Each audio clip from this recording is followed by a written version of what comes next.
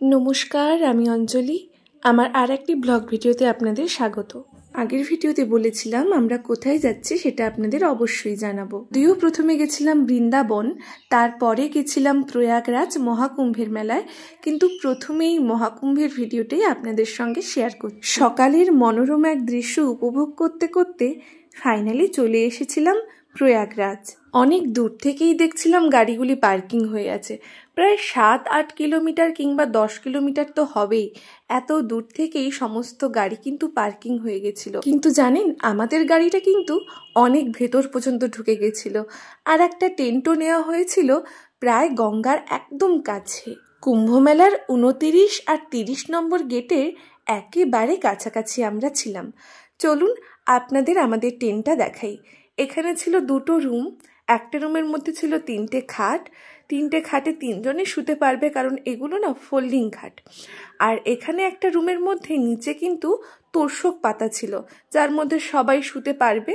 হ্যাঁ, একটু কষ্ট তো হবেই, কিন্তু মানিয়ে গুছিয়ে নিতে হবে। তারপর আর দেরি না করেই আমরা চলে গেলাম গঙ্গার ধারে, মা গঙ্গাকে একটু প্রণাম করতে। যেহেতু অনেকটা জার্নি করে এসেছিলাম, তাই প্রথমে ভেবেছিলাম যে যেদিকের পাড়টাতে আমরা রয়েছিলাম ওখানেই থাকবো, ওখান থেকেই মাকে প্রণাম করব। তারপর সবাই বলল যে চলো ওই দিকের পাড়টাতে যাওয়া যাক, যেখানে সবাই স্নান করছিল। তাই বললাম ঠিক আছে চলো, আর সবাই মিলে চললাম এই পুলগুলো পার করে ওই দিকের পাড়ে। গঙ্গার পাড়ে আমরা যেখানে ছিলাম সেখান থেকে মেন যে সঙ্গমটা, সেটা প্রায় 3 কিলোমিটার দূরে। সেখানে আজ আর যাবো না, খুব টায়ার্ড। ওখানে যাব কাল, সেটাও আপনাদের সঙ্গে অবশ্যই শেয়ার করব। পুল পেরিয়ে এই দিকের ঘাটে এসেই মা গঙ্গাকে প্রণাম করে একটু জল ছিটিয়ে নিয়েছিলাম নিজের সারা শরীরে, আর চিৎকার করে বলছিলাম আমি মহাকুম্ভের মেলায় চলে এসেছি।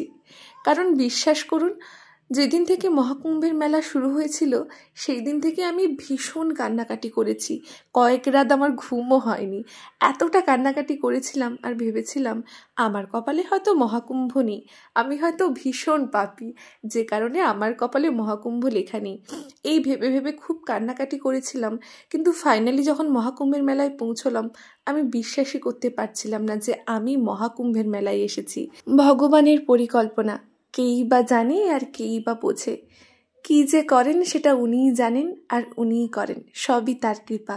যাই হোক, এখন হয়ে গেছিল সন্ধে, আর সন্ধ্যের সময় আমরা চলে গেছিলাম আবার গঙ্গার ঘাটে। আমাদের টেন্টের কাছে একটা আশ্রমও ছিল, জানেন। দেখুন কত সুন্দর করে আলোয় সেজে উঠেছে। আর এখানে যে গঙ্গার ঘাটটা ছিল, সেখান থেকে মহাকুম্ভের মেলা অপরূপ সুন্দর লাগছিল, জানেন।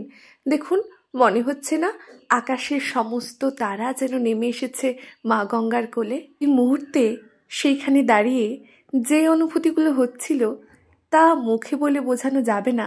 সেগুলো থেকে যাবে সারা জীবনের মতো মনের মণিকোঠায়।